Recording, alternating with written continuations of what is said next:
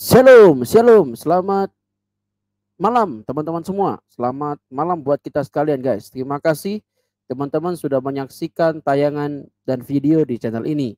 Kiranya kita semua di dalam perlindungan dan penyertaan Tuhan teman-teman. Teman-teman sekalian, intoleransi sudah bertumbuh subur di negara kita. Beberapa waktu lalu ada begitu banyak kejadian di Jawa Barat. Ada umat-umat sebelah yang menutup gereja, memaksa memberhentikan gereja yang ada di Lampung beberapa saat yang lalu, kini mengarah ke Medan, teman-teman ya. Kaum-kaum intoleran itu kalau tidak segera disikat habis, semua akan menutup gereja di wilayah-wilayah tertentu, teman-teman ya. Guys, mari sama-sama kita simak bagaimana suara sang debater yang sangat mantap jiwa ini untuk Wali Kota Medan. Biarlah video ini ditayangkan di banyak channel teman-teman ya. Kalau teman-teman mau ambil video ini silakan ambil teman-teman, supaya banyak orang bisa paham tentang apa yang disampaikan oleh sang debater ini. Bagaimana sang debater mati-matian habis-habisan mengkritik Bobi Nasution ya teman-teman ya. Jadi hal yang begini kita patut viralkan guys ya. Yuk kita mau dengarkan ya apa yang dikatakan sang debater kawan-kawan ya. Yuk kita dengerin. Akhir-akhir ini saya melihat ada perubahan-perubahan besar di negara kita menjelang pemilu ini ya. Ya, yang paling masif itu adalah pelarangan dan penutupan rumah ibadah. Saya nggak tahu kenapa menjelang pemilu ini selalu muncul yang seperti ini ya kawan ya. Ya. Apakah memang ada yang menyetingnya atau bagaimana, kita kan nggak tahu sebagai orang awam ya. Tapi ya begitulah. Keadaan-keadaan ini harus kita sikapi dengan baik dan benar. Tidak boleh kita juga kerusuk ya kawan-kawan. Terkadang saya dan kalian juga merasa terintimidasi dan merasa kadang emosi juga kawan. Cuman cara kita melampiaskan emosi atau mengungkapkan emosi ini berbeda-beda. Ya. Ya. Terkadang kalau orang-orang dia kumpul-kumpul rame-rame, dia intimidasi yang minoritas. Itu pengecut kawan. Ya, pengecut. Kalau memang ya hebat, misalnya bagaimana ya kita bilang ya, ya 1 lawan 1 gitulah ibaratnya. Jangan nanti rame-rame agak anggar-anggar banyak orang kan gitu kan. Nanti dilawan dengan anggar-anggar banyak orang juga, mewek, dibilang dizolimi ya kan. Sudah beberapa kali kita melihat kasus-kasus di Indonesia, di Poso, di Ambon. Itu jangan sampai terulang lagi lah di Indonesia ini kawan-kawannya. Kenapa saya katakan jangan sampai terulang? Gak enak kawan, yakin lah. Orang hidup dalam ketakutan. Kalau memang itu niat kalian, kan ada ruangnya. Berangkat kalian ke Palestina, ya kan? Di Palestina ada itu ruang untuk tembak-menembak. Buat kan kalian kebal peluru. Kalian maju ke peperangan, tembak saya, kan gitu. Baru dibedil lagi kalian, tutang, gitu ya. Ya tolonglah saudara-saudara kalian di sana, daripada kita keluar-keluar di negara membuat kacau negara Indonesia ini. Buat apa kawannya? Untungnya apa? Juga nggak ada. Bahkan ruginya banyak kawan. Habis waktu kita hanya untuk mengurusi hal-hal seperti ini. Sehingga kemajuan negara kita lambat dibanding negara-negara lain. Dan apa yang mau kita banggakan di sini? Nggak ada.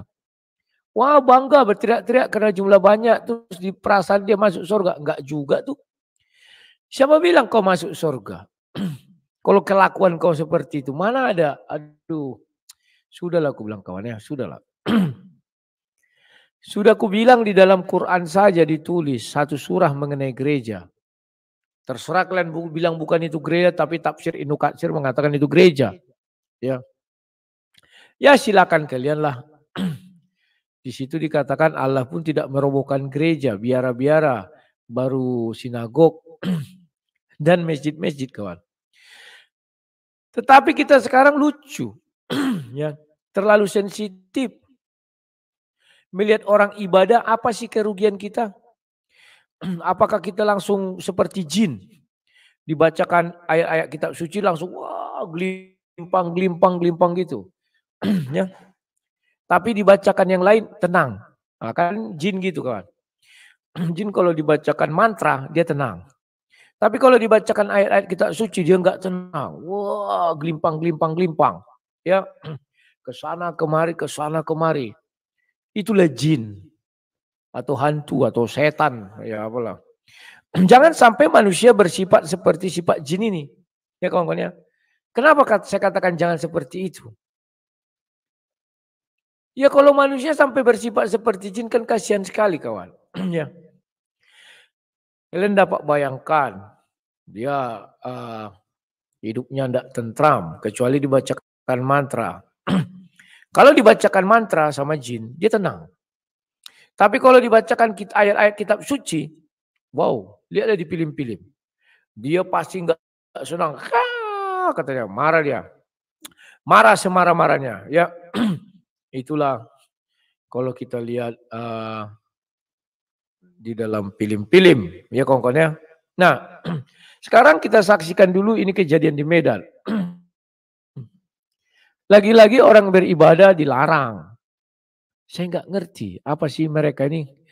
Apakah mereka dikatakan peduli tentang agama? Saya rasa nggak juga tuh. Ya. Mereka tidak membuat apa namanya itu? Tidak mau memberantas judi yang dibackingi oleh preman, tidak memberantas narkoba, tidak memberantas tempat maksiat. Harusnya itu dulu diberantas kan? Katanya itu tempat maksiat, melanggar perintah agama. Sementara orang beribadah, mana ada di situ dilarang orang beribadah ya. Buka kitab suci kalian dengan baik dan benar. Enggak ada disuruh kalian bubarkan orang ibadah. Sekalipun tempatnya tidak tempat yang semestinya. Kecuali dia beribadah misalnya kebaktian di masjid, itu menyalahi. Sedangkan kemarin di Medan, di depan gereja, ada orang sholat. Orang gereja tidak marah tuh. Kenapa mereka tidak marah? Karena mereka tidak golongan jin tadi itu kawan. Ya. Dibaca mantra baru tenang. Tapi kalau dibacakan kitab suci, dia gelinjang-gelinjang. Jadi orang-orang di depan gereja itu tidak marah, dibiarkannya saja. Silakanlah, itu kan hak dia. Ya kan? Padahal secara hukum tempat itu adalah hak orang HKBP itu. Ya. Nah, sekarang saya mau bawa kalian melihat ada ini TikTok ya. Di sini pengacara Bu Asa Simanjuntak judulnya PS Satpol PP. Kalau saya melihatnya nih kawan, sederhana saja. Sekarang memang mereka mayoritas di Medan. Tapi belum tentu orang-orang minoritas di sana nggak mampu melawan mereka. Belum tentu kawan. Sekarang bagaimana wali kota Medan, Bapak Bobi ya, Bobi Nasution, menantunya Pak Jokowi. Kalau saya lihat dari perilaku cara menata kota, cara mengayomi masyarakat, berbeda dengan Gibran kawan. Gibran bahkan dia datang ke acara Natal. Bahkan dia mengizinkan gereja kemarinnya. Kenapa tidak dicari Bobi aja solusi? Ayo di sana ada tanah, ada uang kalian, beli. Kubuatkan izinnya, misalnya begitu. Ya. Tapi itulah namanya memang tingkah laku orang berbeda-beda sekalipun ada hubungannya dengan Pak Jokowi. Yang satu menantu, yang satu anak. Ya. Saya nggak tahu apakah sifat-sifat kalau kita lihat di daerah sana kan mungkin begitu ya kawan. Karena dia mayoritas, karena dia beragama ini dia nggak peduli lagi dengan orang lain. Sementara anak Pak Jokowi yang juga mayoritas di Solo, saya dulu lama juga di Solo kawan. Tetapi ya itu kita lihat sekarang Solo lebih maju dari yang, waduh, saya terakhir ke Solo yang 2015. Sudah lama tidak ke sana. Tapi saya lihat pembangunannya itu luar biasa ya. Hebat, cepat. Kenapa mereka nggak sibuk seperti ini, pergi demo hanya gara-gara agama, habis tersita waktu kawan. Dan kita bukannya masuk ke surga itu, percaya kalian kawan. Belum pernah saya baca di kitab suci manapun orang pergi melarang orang bergereja, melarang orang beribadah, membubarkan orang ibadah. terus masuk surga Allah SWT. Belum saya temukan ayatnya kawan. Belum saya temukan. Bahkan ada satu surah 22 ayat 40. Itulah pegangan. Ya. Kalau kita berbicara tentang apa itu? Ya tentang gereja itu. Nah, kalau dikatakan ya mengapa mereka beribadah di trotoar misalnya. Ya, mereka nggak dapat tempat. Orang mereka sudah ada tempat dan selama ini nyaman diam. Sekarang kok diusik menjelang tahun politik. Kan lawak. Ada apa? Sebelumnya itu nggak terjadi kawan. Kan begitu. Dan yang lucunya lagi kawan. Kalau kita tetap berbicara apa dan mengapa. Apa sih keberatan orang lain terhadap agama orang lain? Apa sih keberatan orang lain terhadap ibadah orang lain? Apakah dia merugikan? Tidak. Apakah dia mengganggu? Tidak. Bahkan dia dibuat peredam, tidak kedengaran. Lantas di mana letak mereka itu? Mereka hanya kepanasan saja kawan. Kepanasan. Saya nggak ngerti apa yang membuat mereka harus kepanasan. Dan sampai kapan mereka mau seperti itu? Percayalah. Kalian tidak akan bisa bertahan. Percayalah. Di negara Pakistan, bahkan nama Nabi sudah dibuat di kelaminnya, ditato di kelaminnya. Mereka nggak peduli lagi kawan. Mereka sudah muak, jijik melihat kelakuan-kelakuan seperti ini. Mereka sekarang lebih pada fokus ingin maju, modern, modernisasi. Kalian lihatlah Kuwait itu kawan. Kalian lihat di Emirat Arab itu, Dubai itu. Mana peduli lagi dia seperti dia dibuka perjudian. Sudah dibuka tari-tarian misalnya. Terkadang kalian merasa, wah ini gini, macam lah. Belum tentu kehidupan kalian itu kawan. Sudah suci, rohani, enggak. Ya kawan-kawan ya. Bahkan kita sering mendengar orang bicara, Nabi saja tidak seperti itu. Nabi malah melindungi katanya. Kaum minoritas. Lantas di mana letaknya ini, salahnya ini? Di mana konsletnya ini kawan? Itu yang kita pikirkan sekarang. Tapi baiklah kita nonton dulu ini ya TikTok ini. Bah mana ini kok gak muncul?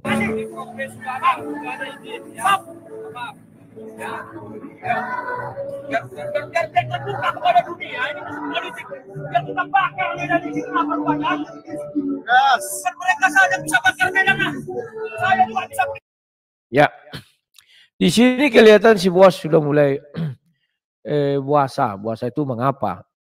Ya. Puasa mah.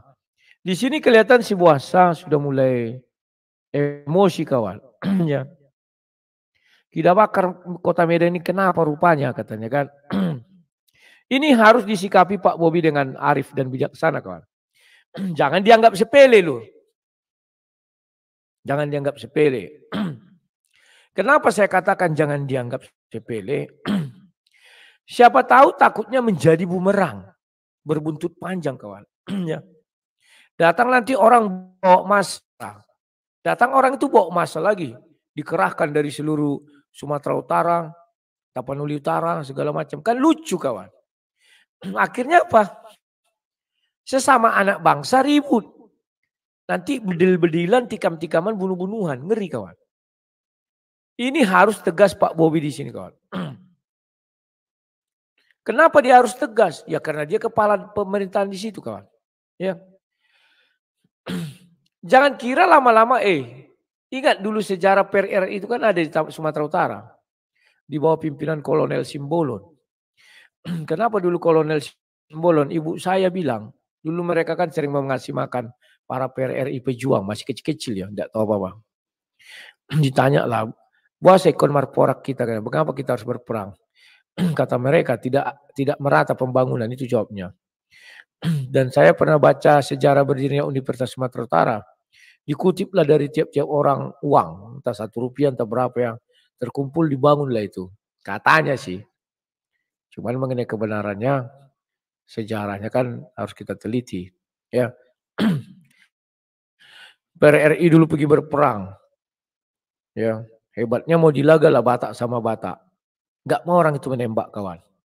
Siregar menembak Siregar, gak mau. Akhirnya diturunkanlah pasukan dari Jawa katanya. Karena Jawa ini kan barulah di situ tempur habis-habisan. Tapi ketika orang Batak itu dikeluarkan orang Batak sama Batak, mereka melihat gini, alah Siregar abangku, alah Siregar adikku. Jadi dia bedil-bedilan kawan. Nah, sekarang yang saya ketakutkan di Medan ini sudah masuklah oknum-oknum, kaum-kaum radikal itu ke situ kan. Mereka menyusup di antara sendi-sendi kehidupan masyarakat Sumatera Utara. Ya, sekarang premanisme di situ sudah mulai timpang saya lihat ya. Semenjak Olo Panggabean sudah almarhum, waktu beliau masih hidup tidak ada kekerasan sektarian gitu kan. Nggak ada situ seperti kekerasan berlandaskan agama itu tidak ada di Medan. Ya, saya nggak tahu kenapa. Apakah ya masih ada dua kubu situ ya, perang apa itu ya antara OKP itu sana. Itu lebih marak daripada agama. Ya. Tapi akhir-akhir ini bergeser menjadi ke arah sana kawan. Kan jadi lawak menjelang tahun politik kok jadi ke arah sana. Ya. Ya kita berharap semuanya baik-baik saja. Sekarang saya lanjutkan dulu video ini lagi ya.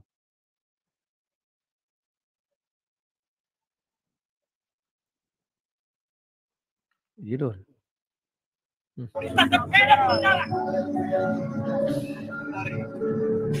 Pasti Medan berdarah kalau saya bilang. Hidup Medan. Apa abang jawab? Kami provokasi semua. Kami provokasi. Ya izinkan mereka semua pendaftaran. Ini sudah dibuat di sana lokasi yang bagus. Ya di Kemenak. Ya. Bukan pemerintah yang menentukan orang beribadah. Bukan pemerintah menentukan tempat orang beribadah. Jangan begitu kita.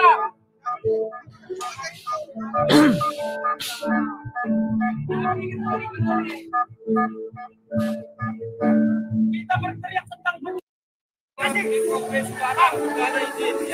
wow, sayang ya. Ini rekamannya tidak panjang. Ya. Saya nggak tahu mencari yang panjangnya itu entah kemana ya. Jadi kawan-kawan, inilah yang sekarang terjadi di Indonesia. Ini masih kecil, lama-lama nanti kawan. Saya percaya nanti seluruh Indonesia akan melakukan hal yang sama. Masa nggak diantisipasi dari sekarang? Antisipasi dong Pak. Supaya apa? Diantisipasi agar ini tidak meluas kemana-mana. Nanti lama-lama orang semua seperti itu ya, marah-marah, ngamuk-ngamuk ya kan. Ya apa untungnya sih? Bentar ya. Ini ada. Ini lebih provokatif lagi kawan. Ya ini yang jadi yang begini.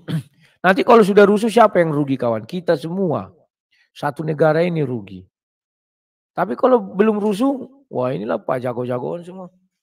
Terima kasih. FKUB sudah ada izin. Ya. Ya. Ayo. Biar terbuka kepada dunia. Ini musuh politik. Biar tambah bakar Medan ini. Kenapa rupanya? Bukan mereka saja yang bisa bakar Medan. Saya juga bisa perintahkan Medan berdarah. Dari pasti Medan berdarah kalau saya bilang. Nah, dari apa Mas jawab? Yang provokasi sini bilang. Siapa yang mau provokasi? Siapa yang mau provokasi? Sudah ada semua Kemenak itu. Saya izinkan mereka semua pindah sana. Gimana?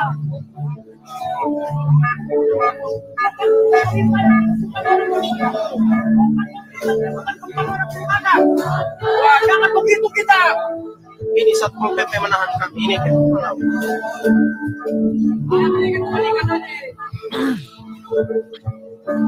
Kita berteriak tentang penjajahan di negara orang. Kita mau bikin terjadi penjajahan. Penindasan. Orang-orang menulis Israel tulis penjajah.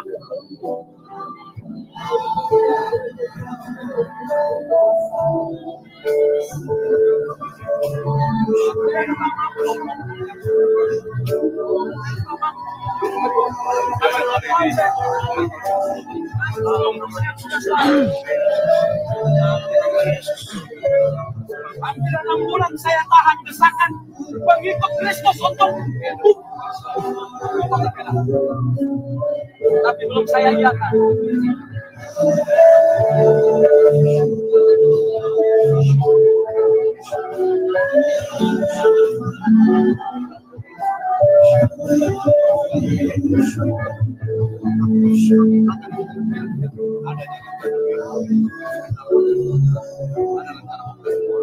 Udah capek kita bertemu, udah capek kita. Jadi kita seperti di bola-bola. Masa sih kita yang berantem saja mesti di bola-bola sih? Kita nggak merugikan orang, kita nggak pernah memilih sama orang, nggak pernah mengganggu orang. Kita siapkan dulu kita sendiri, kita siapkan dulu kita. Ya, kawan-kawan, itulah kejadian di Kota Medan. Ya kawan-kawannya, ya begitulah. Di mana peran negara di situ? Dibilang ibadah di Kemenak katanya kan. Ya, itulah solusi yang diberikan pemerintah saat itu kan. Ibadah di Kemenak. Saya nggak tahu Kemenaknya itu di mana. Kenapa juga orang sholat tidak disuruh juga ke Kemenak. Biar ramai Kemenak itu kan. Orang beribadah Hindu, Kemenak juga. Kan banyak situ orang India, peranakan India. Orang Buddha juga Kemenak. Jadi Kemenak itu milik 5 agama. Disitulah semua ibadah. Kan aman kawan. Tidak usah ada di jalan gini. Di rumah-rumah kan ciptakan Kemenak 100 biji satu provinsi. Atau 200 lah. Biar bisa semua orang ibadah situ. Pas Jumat Kemenak, orang Islam lah ibadah situ. Pas hari Minggu orang Kristen. Pas hari apa, gitulah dibuat giliran. Mungkin gitu maksud Pak Bobi di Medan ya. Nggak apa-apa kawan. Kalau saya sih setuju-setuju saja. Ada tulisan di situ ya. Medan itu tingkat toleransinya paling tinggi. Kenapa sekarang begini? Sudah ada provokator. Hey bro, bangun. Ya. Toleransi itu kalau mereka masih sedikit. Sekarang kalian lihat di Danau Toba, pinggiran Danau Toba Samosir itu. Mereka masih sedikit awalnya. Toleransi tinggi. Ya. Diizinkan buat masjid dekat kantor polisi itu. Sekarang lihat pinggir jalan itu semua sudah warung Padang. Meskipun KW, ada yang KW itu, ada yang sungguh-sungguh ya. Kalau mereka sudah mayoritas kawan, berkurang nanti toleransi itu. Sama dengan di Indonesia. Ketika Hindu dan Buddha, ada enggak peperangan atas nama agama? Enggak ada. Maka masuklah agama-agama lain ke Indonesia. Mereka menerima dengan baik kawan. Dan yang datang ini patuh. Baik bersosialisasi. Kenapa? Karena mereka masih sedikit. Tapi setelah mereka mayoritas, tunggu dulu kita lihat buktinya saat ini. Kan sudah berubah semua kawan. Tidak seperti zaman dulu itu atau zaman ya zaman dulu lah. Ya. Ini harus kita sikapi dengan baik. Kemudian kita masuk dalam masa penjajahan. Di masa penjajahan kenapa kita bisa akur?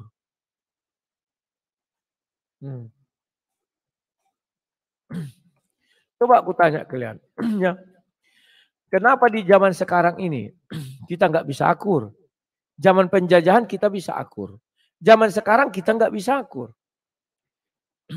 Hati-hati loh, ini api dalam sekam, apalagi di daerah Sumatera Utara ya. Di situ orang serba nekat. Nanti terjadi kayak di Ambon itu lagi. Ambon kan gitu awalnya. Awalnya iseng-iseng dibiarkan. Ya, ini harus dicegah secepat mungkin. Kalau bisa kumpulan massa juga harus dipecah. Saya teringat di kampung kami ini dulu pernah terjadi tahun 91.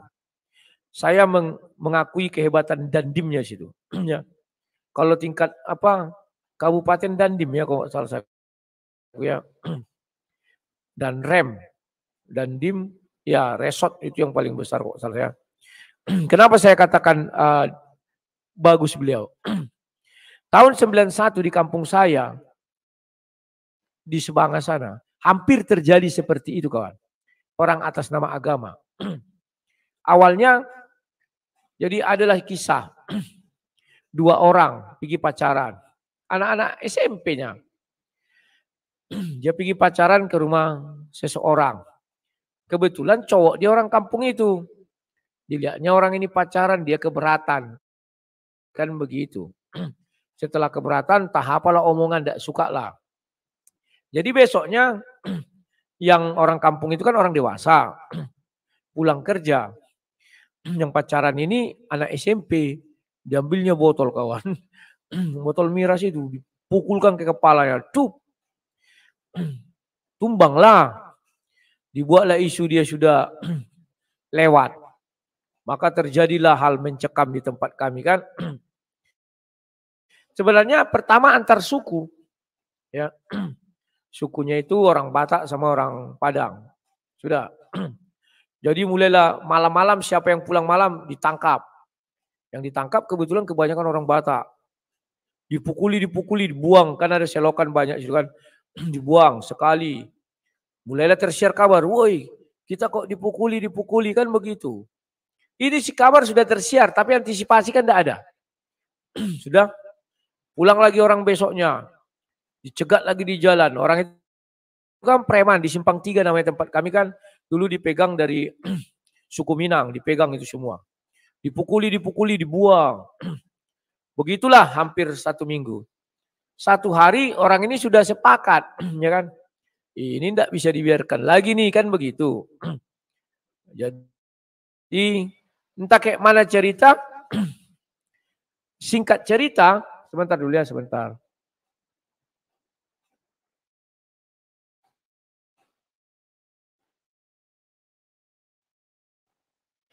Singkat cerita lah kawan, ya. Ada di sini namanya pekerja eksplorasi, mencari titik migas, minyak. Namanya orang-orang Delta. Orang-orang Delta ini kan masuknya di hutan-hutan kawan. Jadi kalau ada orang dibuat kejahatan, merampok, membunuh, lari ke sana. Jadi sulit dicari, ya kan? Apa yang dilakukannya? Lari ke sana. Jadi orang pun mau masuk ke hutan-hutan belantara yang rapat-rapat itu kan ngapain kan gitu. Mereka lah merintis. Sudah. Pulanglah orang itu waktu itu subuh. Ditangkap kawan, dipukuli. Nah, ini kan kelompok-kelompok orang ini ya bagi mereka kehidupan itu hanya panggung sandiwara aja lagi ya. Mengisi hari-hari akhirnya. Dipukuli. Akhirnya tersiarlah sama kawannya kan gitu. Akhirnya turunlah mereka dari hutan ke kota. Disitulah permasalahan di kampung kami itu tahun 91.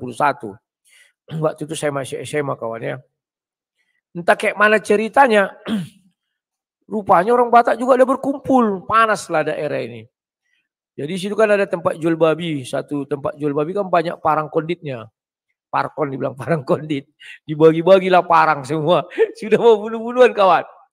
Kalau kami udah mencekam kali dari situ ya. Akhirnya pergilah orang ini. Malam-malam itu terjadilah kerusuhan. Kerusuhannya bagaimana kawan? Dikejarlah orang ini semua. Rumahnya dihancuri semualah. Jadi massa lawan massa. Orang ini kan bagaknya kalau lebih banyak. Begitu berimbang lari kocar-kacir. Ada yang ke Padang, ada yang kemana. Pokoknya diserbulah tempat itu. Terjadilah tahun 91. Ya kan? Singkat ceritalah. Pas di pojok jalan itu ada masjid kawan. Nah itulah hebatnya. Sebelum orang menyasar hal-hal yang tidak diinginkan. Hujanlah selebat-lebatnya. Selebat-lebatnya. Akhirnya bubar semua kawan. Bubar. Ya, jadi tidak jadi perang agama, ibaratnya kekacauan agama nggak terjadi kawan. Nah, besok paginya, ini kan polisi sudah nembak-nembak, Anda usah takut mercon itu, suara pistol polisi yang kecil kan, dor gitu kan, nggak ada yang takut. Pagi-pagi malah tembak ini katanya, kalau kau berani gitu-gitu kan lah kan. Saya di situ masih SMA, dibalikkan satu mobil ke polisi ke parit-parit, pokoknya rusuh lah. Sudah itu, saya ingat sekali waktu itu dandimnya Utagalung. Saya enggak mengatakan karena saya Utagalung, enggak. Datanglah dari Dumai. Disitulah saya lihat dandim ini hebat sekali kawan. Ya. Yang dibawanya bukan orang Batak, bukan orang Padang. Dibawanya orang Jawa. Kan kelihatan dari logatnya bapak-bapak TNI itu kan berapa truk itu datang. Show. Jadi orang ini sok-sokan lah orang-orang Batak ini kan. Karena orang Batak dan dimnya. Lihatlah Pak begini bukan. Rupanya instruksi kalau tentara kan tegas. Datang apa ini? Dikokang senjatanya udah panjang-panjang semua. Ayo minggir katanya. Ingat kali aku tuh kawan, karena aku masih SMA. Gak mau minggir, dikokang ke atas, lari semua. Suaranya kencang, beda dengan polisi, dor gitu. Ini lari semua. Udah besar kali pistolnya. Kulihat itu gede ke mata kepalaku. Larilah semua terbirit-birit kan. Hebatnya bapak ini, setiap gang ditempatkannya lah. Ada tentara polisi setiap gang. Ya. Berlakukanlah jam malam. Jam malam dulu tempat kami kawan. Ya. Diberlakukan jam malam, diadakan tindakan persuasif. Dipanggil tokoh masyarakatnya, tokoh warga Batak, tokoh warga Padang. Alot juga, 3 hari baru terjadi perdamaian kawan. 2 hari itu mencekam, kau mati, kayak gitulah. Namanya orang sudah emosi kan. Preman-preman yang gak bertanggung jawab itu larilah entah kemana-mana. Akhirnya sampai sekarang orang Batak lah menguasai Simpang 3 itu jadinya kan semenjak kejadian itu. Sebelumnya preman Padang di situ kawan. Itulah cerita saya di kampung saya ya. Hebatnya Pak Dandim ini setiap gang ditempatkannya itu. Saya ingat kali waktu saya SMA. Yang bisa bergerak itu hanya anak sekolah. Jadi kami pergi sekolah aman, pulang sekolah aman. Tapi ini jalan udah kayak kota mati. Kalau ada orang dewasa itu langsung diketuk kepalanya, didoltu. Jadi orang dewasa nggak berani keluar. Malam juga gitu. Dibuatlah pos dekat pasar pagi di rumah si Pak Pahan kan. Kulihat memang untunglah kayak saya Kaltek dulu kan. Makanan didorop lah ke situ. Orang tuh menjaga 24 jam kawan. Ini nggak boleh ke sini, ini nggak boleh ke sana. Aman. Nggak sampai pertumpahan darah kok. Hanya harta benda aja yang rusak-rusak. Ya. Itulah namanya tindakan pencegahannya. Jadi jangan dianggap ini sebagai yang remeh-temeh. Enggak kawan. Bisa jadi dia menjadi bumerang. Bom waktu yang setiap saat bisa meledak. Lihat saja ucapannya ini. Ucapannya ini kan udah penuh emosi nih kawan. Saya putarkan lagi sebentar ya. Ini penuh emosi ini ucapannya nih kawan. Terima kasih. FKUB sudah ada izin. Ya. Ayo. Biar terbuka kepada dunia. Ini musuh politik. Kita bakar Medan ini. Kenapa rupanya? Bukan mereka saja yang bisa bakar Medan. Saya juga bisa perintahkan Medan berdarah. Dari pasti Medan berdarah kalau saya bilang. Polisi dari apa sekarang? Yang provokasi di sini. Siapa yang mau provokasi? Siapa yang mau provokasi? Sudah ada semua kemenak itu. Saya izinkan mereka semua pindah sana. Gimana?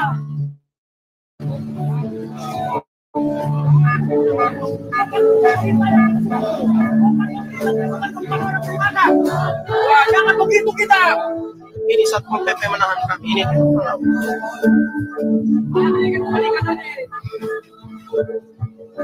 Kita berteriak tentang penjajahan di negara orang. Kita mau bikin terjadi penjajahan. Penindasan,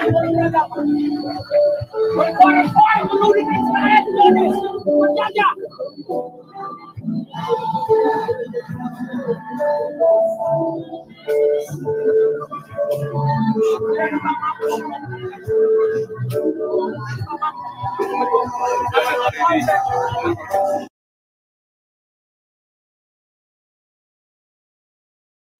Kita lihat ya, ucapan dari Buasa Simanjuntak ini ada benarnya juga.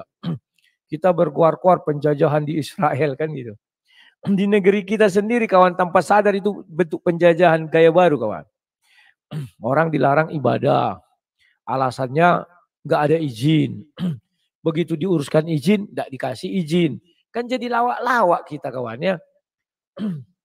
Jadi kayak lingkaran setan. Orang nggak bisa ibadah. Alasannya karena belum ada 60 tanda tangan. 90 ini entah apalah itu macam-macam. Uruslah kan ya. Begitu diurus, mereka nggak mau memberi. Kan lawak-lawak. Kecuali dibilang tetangga wajib memberi. Baru. Kan lucu kawannya. Kita mau mendirikan rumah ibadah. Apa sih salahnya rumah ibadah? Apakah dengan rumah ibadah Kristen itu ada? Lantas agama yang menutup gereja itu menjadi masyhur? Kan tidak. Orang kan jadi dongkol. Orang kan jadi mencemooh. Ah, begini aja kelakuan mereka ini. Bosan. Tiap hari kita dipertontonkan hal-hal seperti ini. Enggak bosan. Bosan kawan. Yang kita inginkan itu pergi kita kemana saja dengan aman. Ya. Tanpa takut ada teror-teror. Tanpa takut kita lagi ibadah datang orang sekumpulan orang. Bubar. Kan enggak enak kali kawan. Kayak yang di Lampung itu. Panggaron, Sok Jago. Dan tidak tersentuh hukum. Komarudin sampai marah-marah itu kan. Komarudin enggak paham kenapa mereka enggak dihukum. Komarudin sebagai orang hukum. Dan dia bergelut di bidang hukum. Harusnya paham hal ini. Apa itu kawan? Orang hukum harus bicara secara hukum. Tidak bisa bicara dengan emosi. Maka kalau Komarudin paham kenapa orang ini tidak diproses. Kan ada di KUHP itu kawan. Pasal 44. Orang yang cacat jiwa, orang belum cakap mental, apa segala macam. Gak bisa dipidana. Itu aja dasarnya. Mana ada orang waras membubarkan agama lain ibadah. Hanya orang gila yang membubarkan orang lain beribadah. Bagaimana polisi mau nangkap ini? Nah begitu kalau kita bicara Pak Komarudin ya. Gila itu semua Pak. Gak percaya bawalah ke rumah sakit jiwa. Gila itu semua. Apalagi sampai dibawa ke tokoh agama. Pasti tokoh agama mengatakan agama manapun tidak membenarkan hal itu. Berarti orang ini gila. Loh, tapi dia kan beragama. Iya dia aja beragama, oknumnya katanya. Oknum gila. Nah, gitu kawan.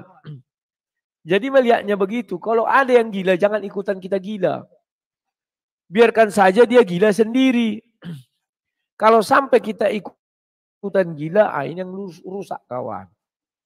Lah kalau gitu berarti mereka nggak bisa ditangkap. Ya nggak bisa, bagaimana mau nangkapnya? Tapi Yaya Waloni kok ditangkap?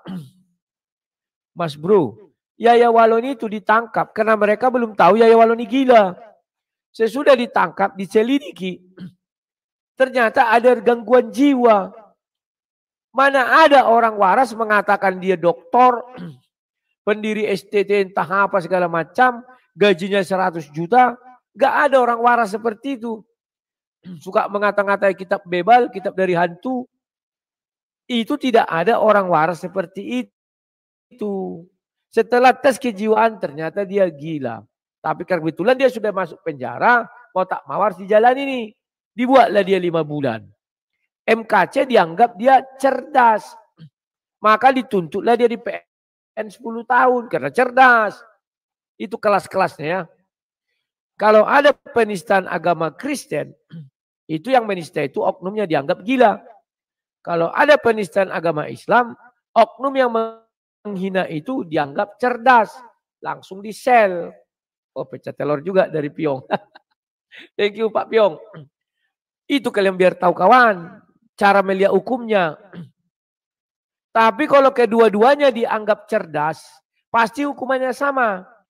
MKC 10 tahun, pasti Yaya Waloni juga 10 tahun. Nah itu. Sebentar ya.